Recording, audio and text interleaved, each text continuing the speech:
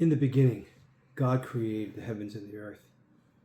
We have heard these words 1,000 times, but we rarely pause at the Hebrew word for God, Elohim.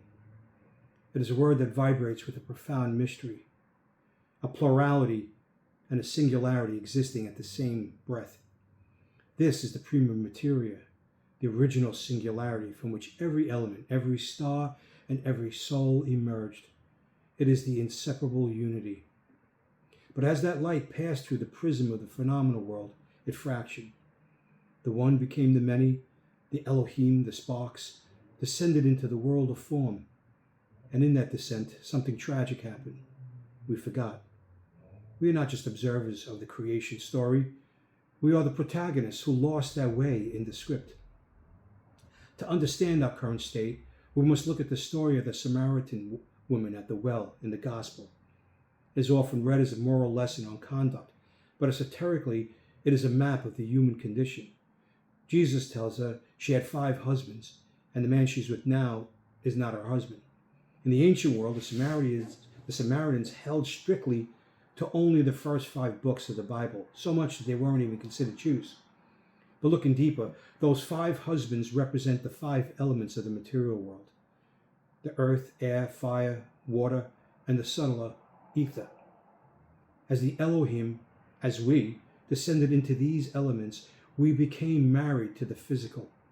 We became so dazzled with the middle management of reality, the laws of physics, the demands of the ego, the tribal archangels, that we started to believe the elements were the ultimate source of power.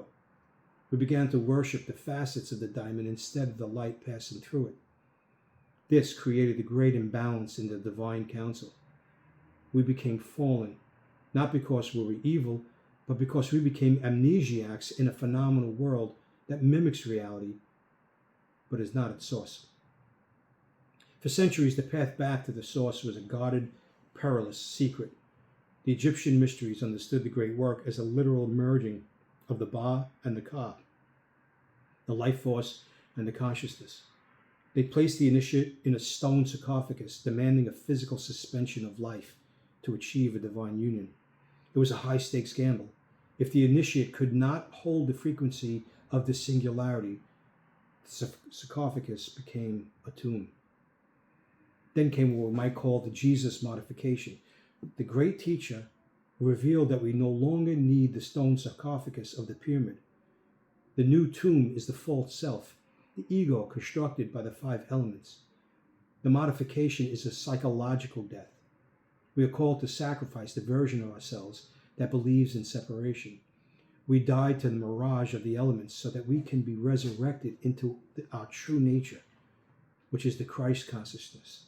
This is not a dogma to be believed. It is a technology of the soul to be applied. He also revealed this to every human being, and not to just keep it for the royalty and for the priests of the Egyptian religion, as well as the temple priests of Jerusalem. But he imparted this to the whole world, to all of us. This brings us to the heart of our own traditions. Many seek the real secret of Freemasonry in a word, a grip, or a historical document. But we must be honest. Intellectual knowledge alone leads to an intellectual imbalance. You can memorize every ritual and still be a prisoner of the elements. The real secret is this psycho-spiritual transformation. It is so far beyond human language that no word could ever contain it. Language is built for separation, subject, verb, object. But the transformation is all about unity. It is the moment the rough ashlar of the ego is chipped away to reveal the perfect ashlar of the spirit. The lost word is not a sound you make with your throat. It is the vibration you become. It is the frequency of a restored Elohim who finally remembers that reality is sustained by the true supreme being. So what is our task as we stand at this point in the evolution of consciousness? Some say the initiates remain silent, a hidden leaven in the loaf of humanity. But silence can be mistaken for absence. We must radiate. We cannot stay silent when the world is parched for living water.